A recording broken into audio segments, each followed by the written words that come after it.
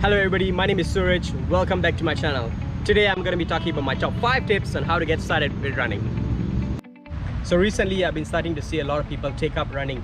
So hopefully these tips in my video will help you get started in your running journey. So sit back, relax, and I hope you enjoy the video. So my running tip number 1 is to get good running shoes. So I cannot stress this enough. I've done it the wrong way. I've started running with just a normal workout shoe, a normal sneaker, and it did not go really well. So a good pair of running shoes is really important to help you stay injury free, as well as just to help you enjoy running a little bit more. So when we run, we're actually taking a lot of impact, so 2 to 3 times our body weight impact. So you can imagine how much that is on each foot as we land. So a running shoe is just going to help you absorb those impacts and keep you injury free in the long term. So a running shoe is really important. So there are many different brands and types of running shoes out there, so you might get confused. There's so many, I don't know which one to pick. So how I would suggest you get this done is that you go and visit a running store and get a gait analysis done. So what a gait analysis is basically an analysis and sort of like a medical checkup of just your feet. So it's going to see how you actually land while you're running. So in order for them to do this, you will be asked to run on a treadmill, and there'll be a camera that's going to be capturing the way your foot lands. So based on how your foot is landing, whether you underpronate or overpronate, you know, they're going to be recommending certain types of shoes that are suitable for your feet type. So this is really important. You know, just don't go out there and pick something that's popular based on what everybody else is wearing. So I'll give you a personal experience of mine, which I have tried to buy the Pegasus 37s. So now these are really good running shoes. You know, it's been used by so many people out there with many great reviews. So I had bought them and they came to me, and when I tried to run in them, they just felt really off. I could not run 500 meters without stopping. It just felt really heavy, clunky. It just did not suit my feet. So what I'm trying to say is that, and eventually I had to send them back, obviously. So what I'm trying to say is that, you know, there's no one shoe that's going to fit everybody. Everybody's feet is different. Everybody is, you know, run in different ways. So you need to figure out and try what works for you. So currently I'm using the Nike React Infinities. These work really well for me. So I had actually bought a different colorway. It was pure black for the first one, and I could not find something that I like, so I just bought a different colorway for my second pair.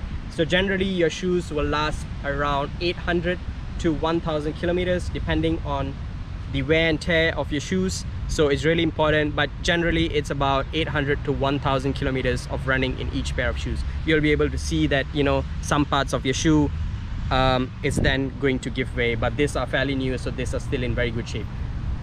So when I started my running journey, I had used these shoes. So these are, can't remember, oh yeah, these are the Nike Metcons. So these are generally used, very popular in CrossFit. You know, I used to do CrossFit a couple of years ago, so I just thought when I started running, yeah, let me just wear this shoe. But it does not work that way. Can you guess what happened when I ran in this? Yeah, I got injured. That's it. So that is something that I want you to avoid, you know, getting injured and then coming back. It's not a nice thing to happen. It's not a nice thing to do. Go to physio, it's expensive, and you just want to avoid that. Okay, so this is not a running shoe. So let me show you a difference between a running shoe and a normal shoe. What is the main difference that you see is that the foam underneath is much thicker as compared to this. This is a very thin foam. It's not going to work well, and here you have a thick foam that's going to absorb all the shock as you're running through tarmac or whatever surface that you're running in. So please remember to get a proper running shoe. To go along with your running shoes, you also need proper running socks. So you want socks that are not going to give you blisters. Again, just go out there and see what's available to you, try them out. It's a trial and error process, so just try them out and see what works for you. Also, I would suggest for people to not run in cotton. So when you run in cotton, you know, we live in a climate that's really hot and humid. So when you run in cotton, as you sweat, it's just going to absorb all the sweat and it's going to become really heavy.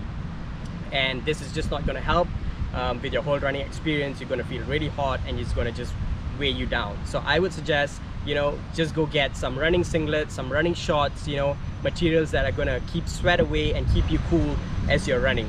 So now I'm a huge fan of Nike, so I generally buy a lot of Nike products. They work well with me. I think they look good, they look nice. But if you have a budget, you want something that's cheap, that's just gonna do the job for you, you can just, I would suggest, just head on down to Decathlon and get some really cheap and good running materials. You know, it can be singlets, shorts. It's just about 15 ringgit. It's really cheap, so get on there, get something that you like, many different colors available, and yeah, use that. And also I am a firm believer of, you know, dressing up for the occasion. So I like to wear something that's nice. I just feel that it just helps me mentally. When I'm wearing something good and something nice, it's just gonna help me, well, probably not perform better, but it just gives me the boost and say that, hey, you know, I'm wearing something good, I'm trying to feel better about myself, and it's just gonna help me and aid my running. So my tip number 2 is to run at a conversational pace or a really slow pace and take it easy. So for a lot of you that are just going to be starting to run, you do not actually have a good aerobic base. So what you want to be doing is to build this aerobic base slowly but surely. So how this happens is to do a lot of your running, I would say 100% of your running, in an easy pace. So when I say easy pace, you know, you don't need to look at the pace, you just need to find something that you're comfortable with, whether it's, you know, just moving through and running in a pace that you're able to actually hold a conversation with somebody. If you're running out of breath, that means you're running too fast. So a lot of common mistake that people make is that they feel that they need to run as far as they can, as fast as they can. It does not, that's not the right way, and it's not gonna give you any sort of benefit in the long run. So take it easy, go slow, and just enjoy the journey. Okay, tip number 3 is to actually have some sort of structure in your running. So I would suggest for you to go on the internet and look for a running plan from 0 to at least a 5K, couch to 5K. There are many running plans available. I personally have one that I use from someone that I really like. So I'm also more than happy to share that with you. If you need, I'll actually put the download link underneath the video in the comment section for you to be able to use that. So how a running structure works is that it just takes your mind off what you need to do. It's developed by professionals, so they know what they're talking about. So, you know, you're just going to be starting to run really gradually, and that's just going to help you enjoy the process a little bit more. For example, if you're starting to run, that's why a lot of people hate running. For example, if I give you an apple and I say, hey, have an apple, and I give you the most rotten, sour and unpleasant apple to eat, you're just going to spit it out and say, hey, I hate this apple, and this is going to scar your mind. So that's why a lot of people hate running, because they've been doing it the wrong way and they have the wrong perception of running. So have a structure, have a running plan, so it also just keeps you accountable and motivated. All you need to do is put it out there and look at what you're supposed to be running, and this is really easy. So it's, for example, you're just going to be starting to run and walk at the same time. So you're going to be running for about 1 minute and then walking for 2 minutes, so on and so forth. So it's a gradual plan that will help you build your aerobic base to go to further distances. So have a plan, is really important, and stick to it. So on the topic of having a structure, it's also important for you to forget about the distance and just concentrate about time. So don't think about running 5K, 10K, 20K, 15K, whatever it is. Focus on going the time instead of, you know, running for time instead of running for distance. So there's no benefits that you're going to get, you know, by running a 5K or a 10K. You're just feeding your ego, and it's just not going to help you sustain in the long run, again, because you do not have a good aerobic base. So my tip number 4 is to actually have some sort of tracking of all the runs that you're doing. You know, some people prefer to write it down in a book, but in this day of age, we also have a lot of apps that can help us actually track our runs. So I would suggest downloading a few of these apps. Pick and choose which you want. So I would recommend, on top of my head, number 1 is Strava, and the other one that I really like as well is the Nike Run Club app. So in all these apps, you know, it's GPS connected, so all you need to do is press start before you start running, and then it will just track all your runs for you. So over time, what's going to happen is you'll be able to look at the progress that you're making, whether or not you're running faster or you're running for longer distances. So it's just good to have some sort of log and some sort of tracking for all of your runs. Also, I would just like to talk about the Nike running app.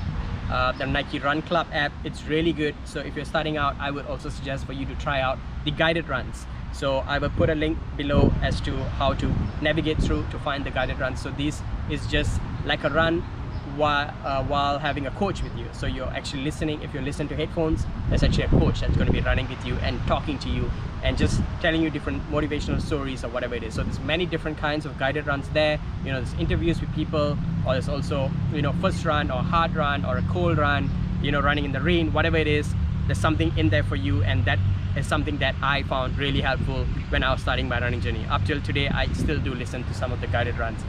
I find them really motivating, and just, you know, just try to change. Sometimes you listen to music, sometimes you want to listen to somebody who is a running coach and tell you things that, you know, probably is going to help you in your running journey.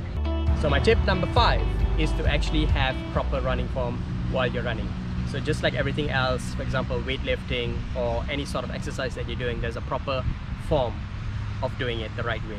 Just like running as well, a lot of people just think that you just need to put on a pair of running shoes and head out the door and just start running. Of course, it's a very natural thing for us to do, but there's also a right way for us to go the distance and sort of set us up for success in the future. So one tip that I can just, for an example, is that some people run while looking down.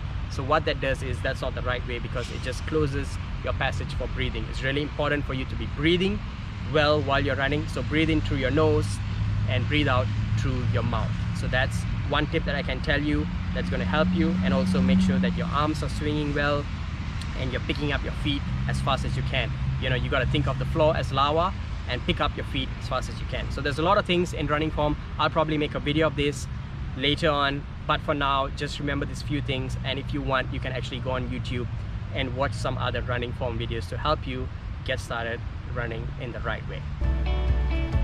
So now some other smaller tips that also will help you that I might have missed out earlier is that to mix up the places that you're running. You know, there's so many different routes that you can explore in your area that is gonna just keep running fresh for you. You know, if you're constantly running in the same place, you're gonna get bored of it. And also, if you can also mix up the surface that you're running in, for example, if you're always running on tarmac on the road, it's also good to run on the field, just to give you a different sort of softer surface that's more kind to your legs and knees. And to set smaller things, just like, for example, getting to your first 5K. That's a small enough goal for you to start and just keeps the momentum going. So yeah, hopefully you've enjoyed all my tips and you can probably use some of them in your running. Again, you know, this is just my experience in running and just my things that I've been putting out there to share with you. Everybody has their own opinions on everything, so you just need to find something that works for you and stick to it. So please make sure you subscribe to my channel and hit the bell icon so you get notified every time I drop a new video. I hope you've enjoyed this video, and I hope these tips will help you in your running. And please let me know in the comments below if you have any questions or you have any tips that you can share on your running journey. So till next time, run happy and see you at the next starting line.